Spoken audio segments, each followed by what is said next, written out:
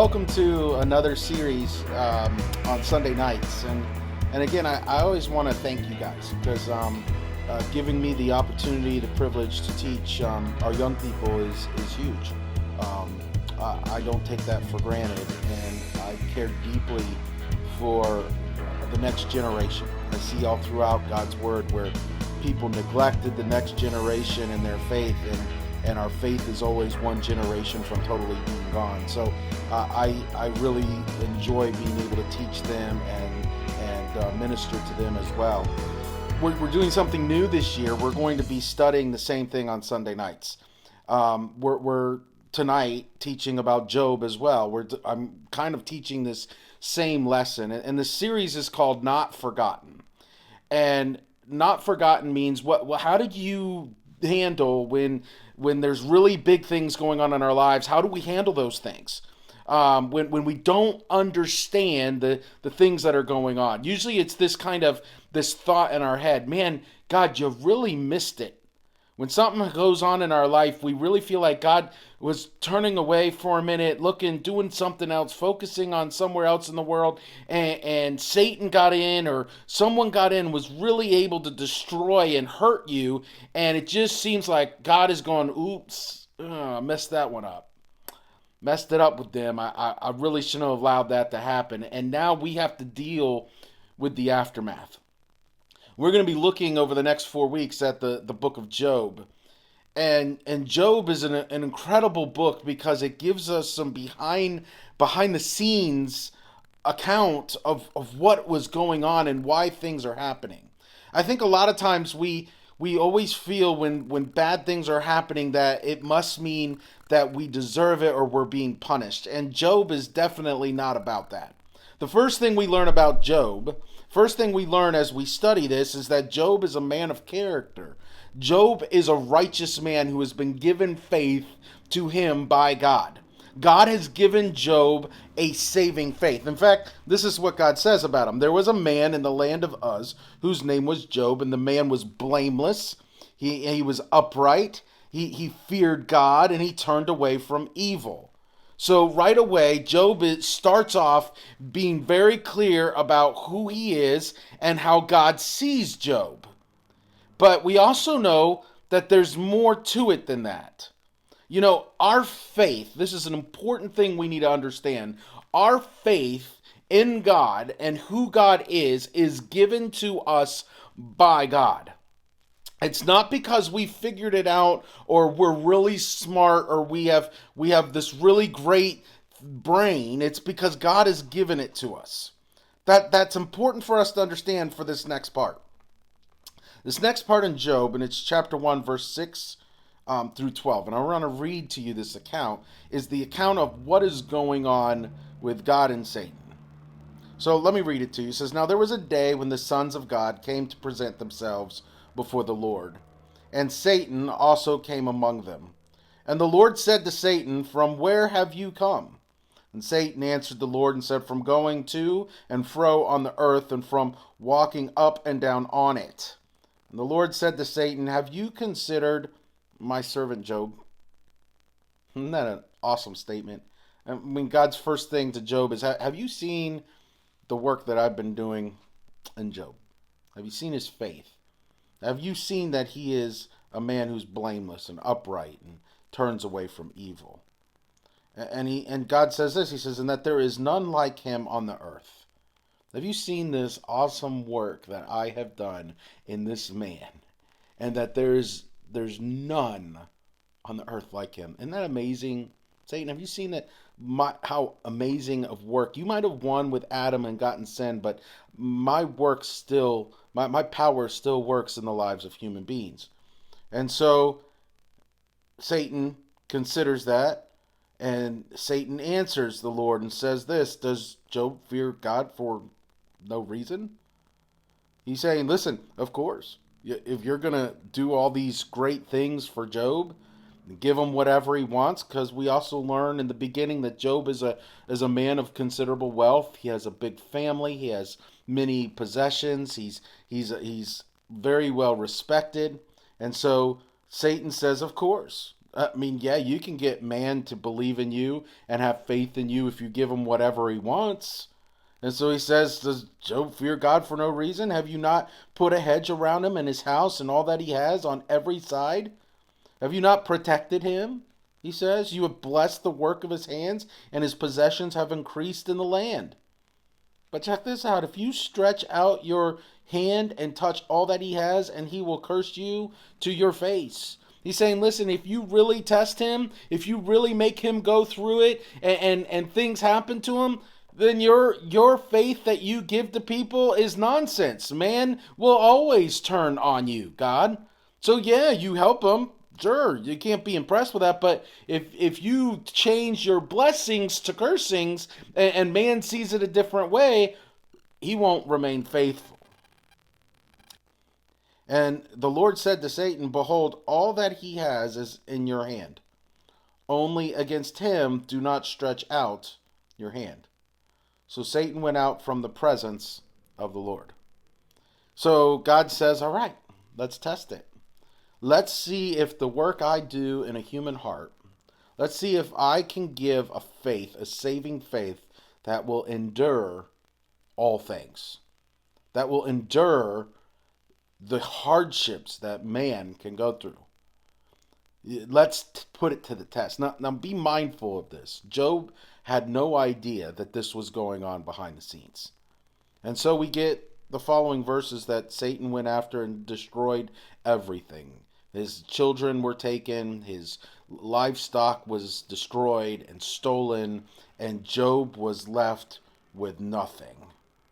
I mean, the account says while one messenger came to tell him one, another was on the distance. I mean, in a split second, Job's life changed and everything was taken. And Job's response was he arose, he tore his robe, he shaved his head, he fell on the ground, and he worshiped. Wow. If I lost everything in a split second, I hope I could have that same response of worship. He says this, he says, naked I came from my mother's womb, and naked shall I return. The Lord gave, and the Lord has taken away. Blessed be the name of the Lord. And in all this, it says, Job did not sin, nor charge God with wrong. And we get a second account. Chapter 2 says this again, there was a day when the Son of God came to present themselves before the Lord, and Satan also came among them to present himself before the Lord. And the Lord said to Satan, from where have you come? Satan answered the Lord and said, from going to and fro on the earth, and from walking up and down on it. And the Lord said to Satan, have you considered my servant Job, that there is none like him on all the earth, a blameless and upright man who fears God and turns away from evil? He still holds fast his integrity, although you incited me against him to destroy him without reason. Then Satan answered the Lord and said, skin for skin, all that the man has he will give for his life. But stretch out your hand and touch his bone and his flesh, and he will curse you to your face.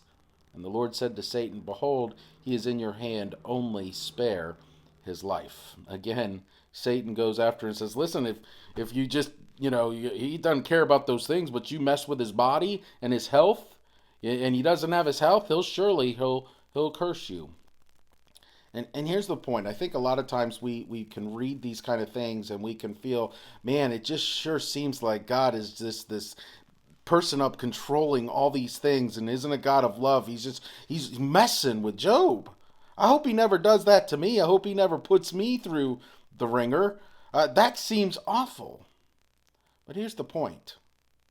The work of God is perfect. And it's proven.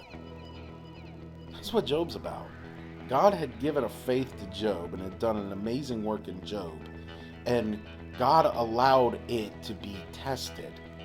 Satan went after Job and tested the work that God had given him.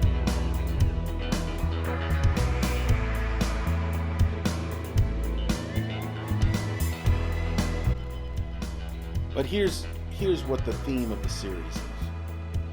Not forgotten. We're going to be looking at how, in fact, God didn't forget about Job, but God was really working on Job. He was turning Job to be closer to him and have a better understanding of who God was. We don't always understand the things going on in our life. We don't always understand what God is doing. But we can be sure of this. God is faithful. He's never done with us, and God's character remains unchanged. What do you know about God's character? God is a God of love, of mercy. God changes people. He gives them faith. He gives them character. He turns them from evil. That's the work God does. I think we so many times view the character of God through our own earthly lenses, through what we see on the earth, and God must operate and think like us. But let me remind you, your ways are not God's ways. Your understanding is not God's understanding. His faith that he's doing in you sometimes requires some stretching, some pain, in order for us to truly understand and walk with God in a way that sanctifies us and turns us closer to righteousness. And so as we start off this lesson, as we understand about Job, two things I want you to remember.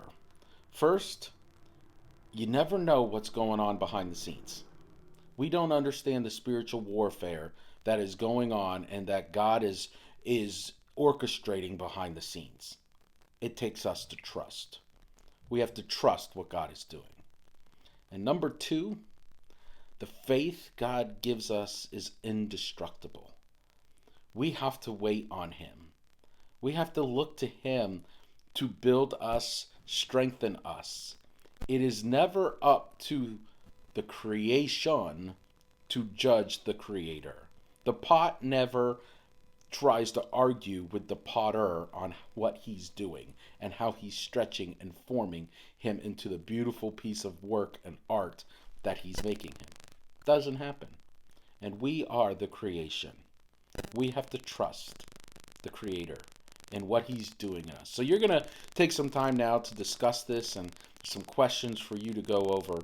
But I encourage you to take some time this week and look over Job 1 and 2. Really take it verse by verse and study it and consider, how would you have responded if this was you? If God chose you to reveal to Satan, hey, there's no one on the earth like them, test their faith. I pray that I can be a man of faith like Job, that I would still worship, I would still not sin, and I still would not curse God, but I would walk with him. But I want to leave you with one final verse. One last thing. It's Job 2, 9 and 10. And it talks about Job's wife, who incidentally went through all of this with him. But this was her response. She said to him, "Do you still hold fast to your integrity? Curse God and die. Just commit blasphemy so he'll destroy you, so you can be done with all this." But he said to her, "You speak as one of the foolish women would speak. Shall we receive good from God? And shall we not receive evil?" In all this, Job did not sin with his lips. It's a great question. We're willing to receive all the good things God offers. But are you willing to walk through it? The hard times, the trials, the tribulations, with God as well. Are you willing to receive whatever it is he has for you to make you the most perfect creation he can make you? Now that's faith. Pray and ask God to give you that. God bless you. I hope you have a great discussion time.